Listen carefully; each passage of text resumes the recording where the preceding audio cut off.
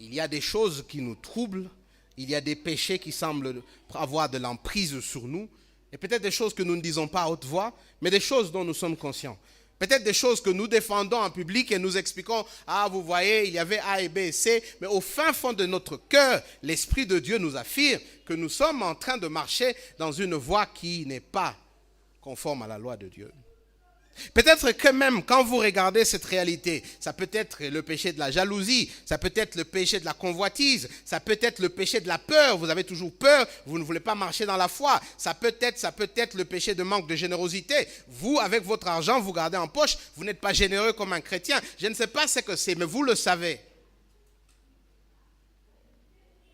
Et à un moment, vous commencez à vous dire, mais peut-être que je ne suis pas sauvé. Comment est-ce que je peux avoir ce problème encore et encore?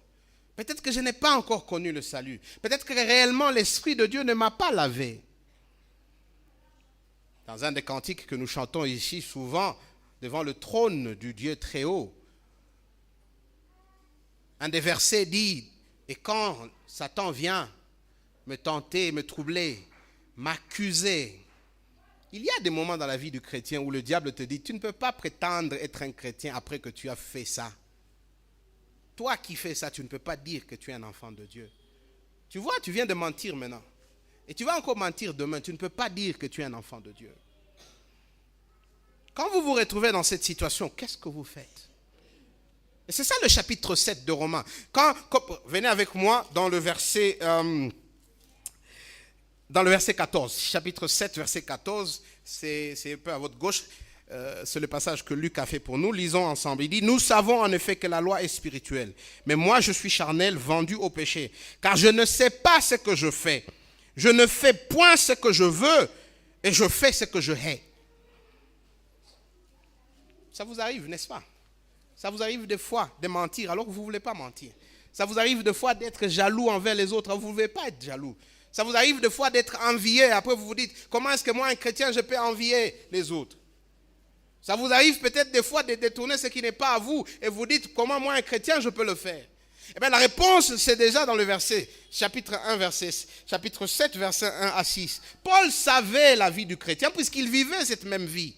Et donc, Paul nous dit dans ce passage, le chrétien ne peut pas se laisser sombrer dans le désespoir. Le chrétien ne peut pas se laisser dans une séance de peur, pensant qu'il n'est pas chrétien. Non, il dit le chrétien doit vivre dans la réalité, doit comprendre la réalité, c'est qu'il a été délivré du péché. C'est que le péché n'a plus d'emprise sur lui. C'est que des fois le péché peut le faire tomber. Des fois le péché peut être une réalité dans sa vie. Mais le péché ne restera pas une réalité éternelle dans sa vie, puisque le péché n'a plus d'emprise sur lui. Il n'est plus prisonnier au péché. Il est libéré.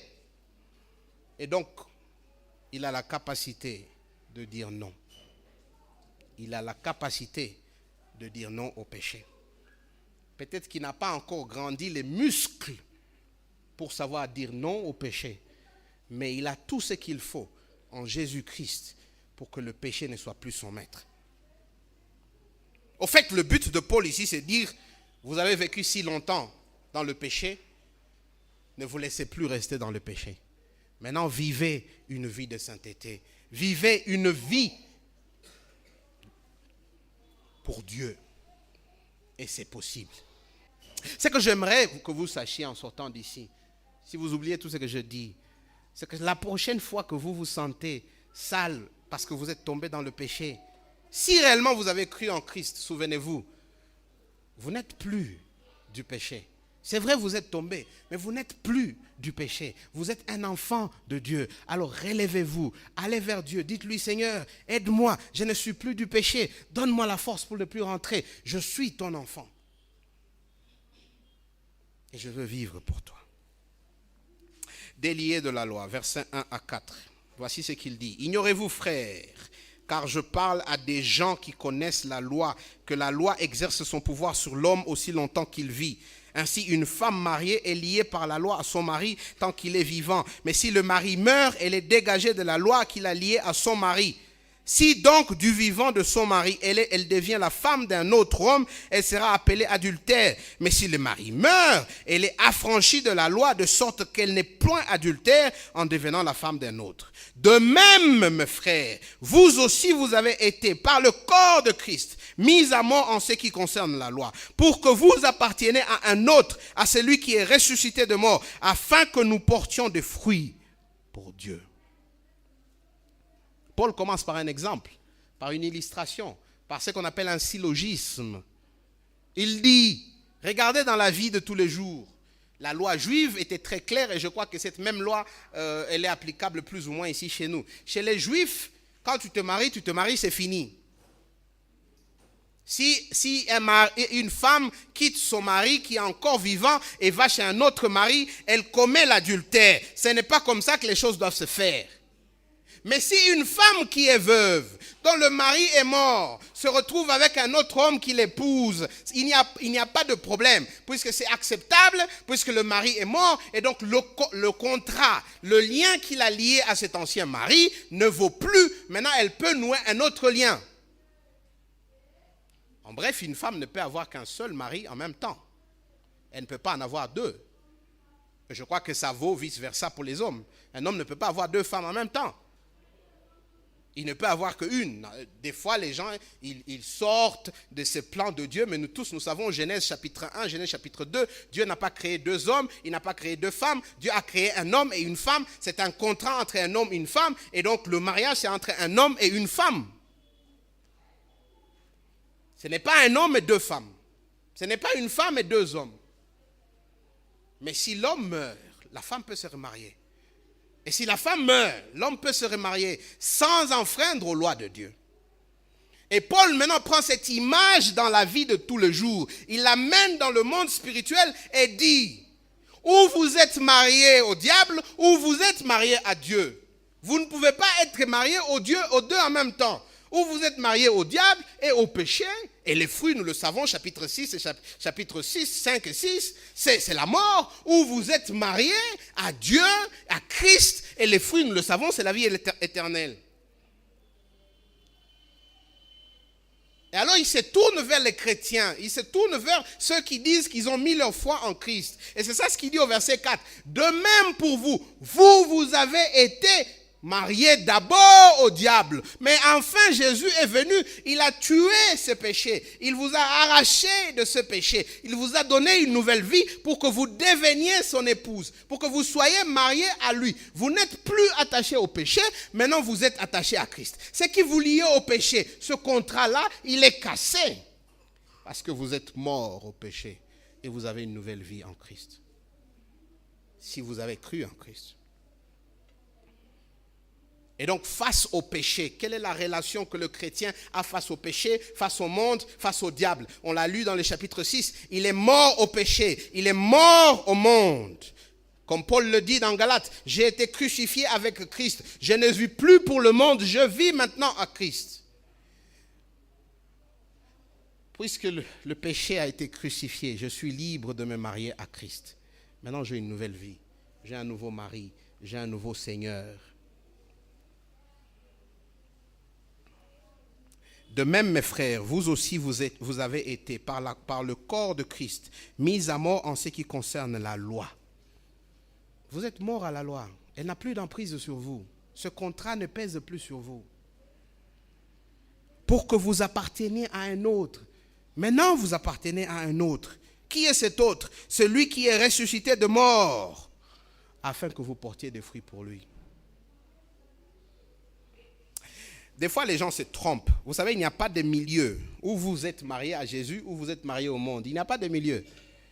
Où vous appartenez à Jésus, ou vous appartenez au péché. Il n'y a pas de milieu. Il n'y a pas un pas de ce côté-ci, un pas de l'autre côté. C'est un choix que moi, je ne peux pas faire pour vous. Mais Jésus dit, si vous l'avez suivi, si vous avez mis votre confiance en lui, c'est à lui que vous appartenez. Vous n'appartenez plus au monde. Qu'est-ce que ça veut dire? Ça veut dire que le monde ne peut plus vous dicter ce que vous devez faire. Le monde ne peut plus vous dicter comment vous devez vivre. Le monde ne peut plus avoir d'emprise sur vous. Ça veut dire que c'est maintenant Jésus, votre nouveau mari, qui vous dit ce que vous devez faire. C'est Jésus, votre mari, qui a l'emprise sur vous. C'est Jésus, votre mari, qui conduit vos pas. Est-ce que c'est vrai pour vous? Est-ce que c'est vrai? Est-ce que vous comprenez cette réalité? Est-ce que vous savez que vous appartenez maintenant à quelqu'un d'autre? Est-ce que vous savez que vous avez maintenant un nouveau Seigneur, un nouveau mari qui lui veille, non seulement veille sur vous, mais qui doit maintenant vous conduire vos pas? Ou êtes-vous en train de marcher de la même façon que vous marchiez avant? Moi, je l'ai dit des fois, c'est curieux. Dans l'église, souvent, nous avons simplement des pécheurs mouillés. On les a juste mouillés. Et c'est tout. Ils sont entrés, ils ont été mouillés, ils disent qu'ils sont baptisés, mais ils sont les mêmes qu'ils étaient avant. Les mêmes habitudes, les mêmes passions, les mêmes traditions. Et après, on se demande, avant d'être baptisé et après d'être baptisé, quelle était la différence? À part le fait que vous avez été mouillé. Vous saviez, je vais vous donner un exemple et puis on passe au deuxième point. Dans l'ancien temps, si vous connaissez un peu l'histoire chrétienne, dans l'ancien temps, les chrétiens de l'Europe faisaient ce qu'on appelait des croisades. Ils allaient se battre en Asie pour libérer la ville sainte. Je ne sais pas ce qui s'est passé dans leur tête, je ne vais pas les juger, mais je donne mon exemple à moi. Alors, quand ils allaient, quand les chevaliers là, ils allaient, les prêtres généralement se mettaient dans un ruisseau et ils disaient, on va vous baptiser. Et vous savez ce qu'ils faisaient? Vous savez ce que ces chevaliers faisaient? Ils entraient dans l'eau avec leur cheval, mais ils prenaient leur épée et ils le mettaient au-dessus. Et ils disaient que tout ici, à partir de la main, tout ici peut être baptisé à appartenir à Dieu, sauf l'épée, parce qu'ils veulent tuer les gens. Et souvent, nous aussi, malheureusement, c'est comme ça qu'on se fait baptiser. On se fait baptiser, on a un portefeuille qui est là, on dit, je suis baptisé, tout sauf mon portefeuille. Je suis baptisé, tout sauf ma vie amoureuse. Je suis baptisé, tout sauf mon travail. Je suis baptisé, tout sauf... Ou vous appartenez à Jésus totalement, ou vous ne lui appartenez pas. Ou vous êtes encore marié au monde, et alors là, le péché et le monde vous dictent ce que vous faites. Ou vous appartenez à Jésus, et c'est Jésus qui vous dicte ce que vous devez faire et comment vous devez vivre. Je ne dis pas que c'est facile, mais je dis d'abord à un moment, il doit y avoir cette délinéation claire, comme il y a le noir ou le blanc. Deuxième point, de la mort à la vie, le message de l'évangile. Verset 5, il dit car c'est, vous le savez, une explication de ce qu'il vient de dire, n'est-ce pas? Pourquoi il dit que nous appartenons à un autre? Pourquoi il dit que nous sommes morts et nous appartenons à un autre, morts à la loi et nous appartenons à un autre? Car lorsque nous étions dans la chair, les passions de péché provoquées par la loi agissaient dans nos membres de sorte que nous portions des fruits pour la mort. Mais, opposition, maintenant nous avons été dégagés de la loi, étant morts à cette loi sous laquelle nous étions retenus, de sorte que nous servons dans un esprit nouveau et non selon la lettre qui a vieilli. En fait, Paul revient pour expliquer aux chrétiens qu'est-ce qui se passe lors de la conversion. Quel est ce message de l'évangile? Notez, il y a deux parties. Il y a le verset 5 et il y a le verset 6. Et ce sont deux réalités différentes. Le message de l'évangile, nous ici on le dit, c'est la mauvaise nouvelle et la bonne nouvelle. D'ailleurs, le mot évangile, écoutez, je crois qu'en tant que chrétien, on dit évangile, mais s'il vous plaît, ce n'est pas un mot compliqué. Ça veut simplement dire une bonne nouvelle. Une bonne nouvelle qui change la vie. Et quand on vous donne une bonne nouvelle, ça suppose qu'avant que vous n'ayez une bonne nouvelle, vous étiez dans une mauvaise nouvelle. Quelle était la mauvaise nouvelle?